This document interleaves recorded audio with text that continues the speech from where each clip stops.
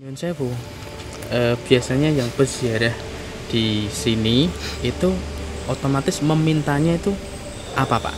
Karena seringkali justru malah daerah sesuci ini terkadang kan bisa disalahgunakan. Kan kalau jenengan, kalau saya utarakan seperti tadi, saya yakin udah konteksnya udah nggak seperti rumor yang berkembang kan. Ono sowan kayak dini nangguni demenan nadi.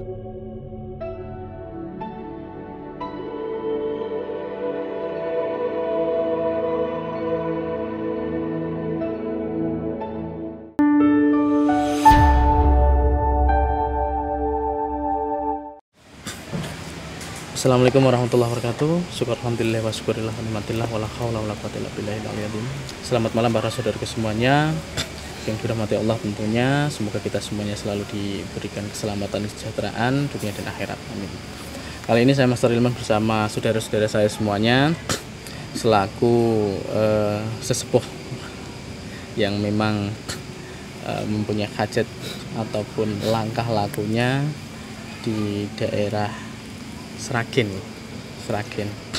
Dan nantinya saya ingin mengobrol mengenai tentang atau tanya jawab istilahnya jagong lah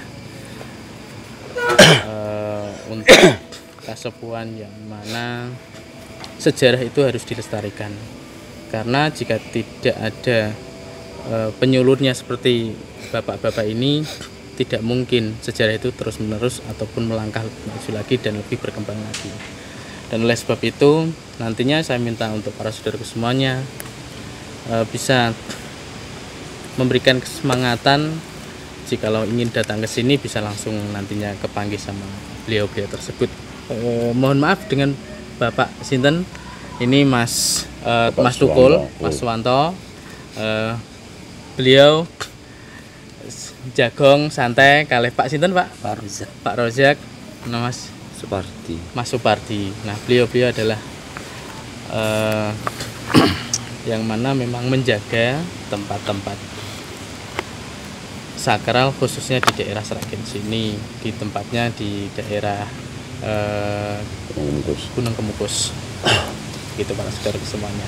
Nah, memang saya dengan beliau tentunya sudah kenal lama, bahkan ya pernah mengobrol juga. Dan ini saya berniat memang untuk silaturahmi kepada para saudaraku yang dirahmati Allah tentunya.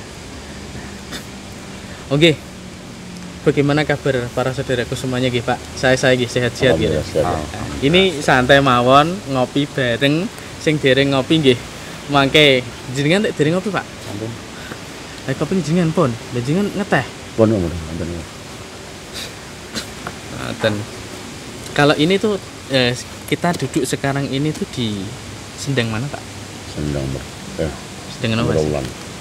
Mungkin kalau kita ngomong lebih tepatnya lokasi yang kita tempati sekarang ini dikenal warga atau dikenal orang dengan sebutan Sendang Ontrowulan. Sendang Ontrowulan. Secara tata letak di sini masuk di kawasan Desa Kedungmuter, Dukuh Kedungmuter, Desa Pendem, Kecamatan Sumberlawang, Kabupaten Sragen, Jawa Tengah.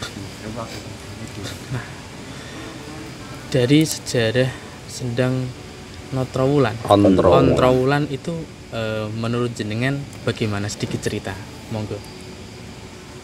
Terkait Sendang Ontrowulan di sini adalah salah satu bagian dari rangkaian ritual di makam Pangeran Samudro, yang mana fungsi ataupun kegunaan dari Sendang di sini adalah sebagai tempat untuk sesuci.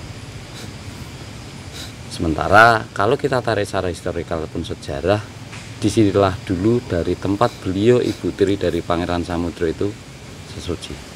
Jadi mungkin bisa diasumsikan bahwasanya para penjara itu dianjurkan untuk semacam kayak napak tilas dari perjalanan beliau Pangeran Samudro. Di samping ada pendidikan moral yang bisa kita ambil dari rangkaian ziarah tersebut, yang mana disinilah tempat untuk prepare ataupun mungkin persiapan sebelum melaksanakan ziarah di makam Pangeran Samudro. Jadi mungkin bisa dikatakan seseorang sebelum melaksanakan ziarah itu harus bersih lahir maupun batin, kebersihan secara lahiriah dengan jalan kita dianjurkan untuk cuci muka ataupun mandi, atau mungkin bisa dikatakan sebagai untuk sesuci, baru dilantikan dengan berdoa dipandu pihak juru kunci. Nanti untuk saya lokasikan di dalam bangunan ini. Sementara tahapan selanjutnya baru ke makam.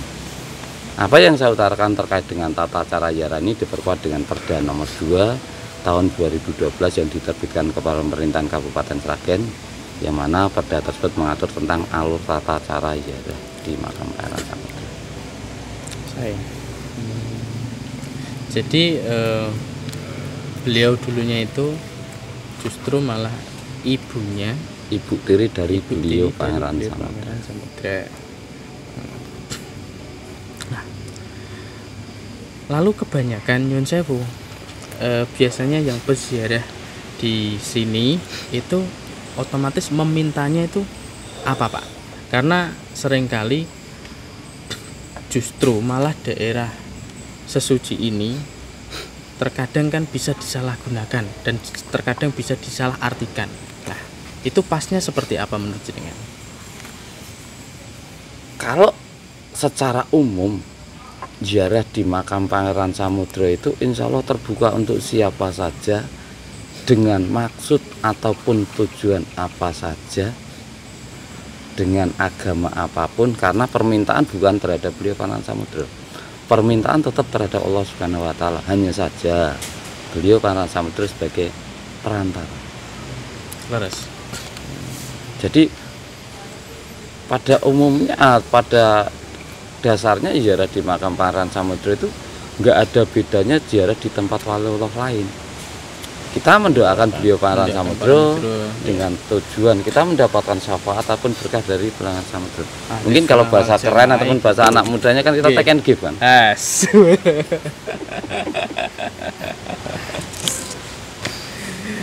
Oke.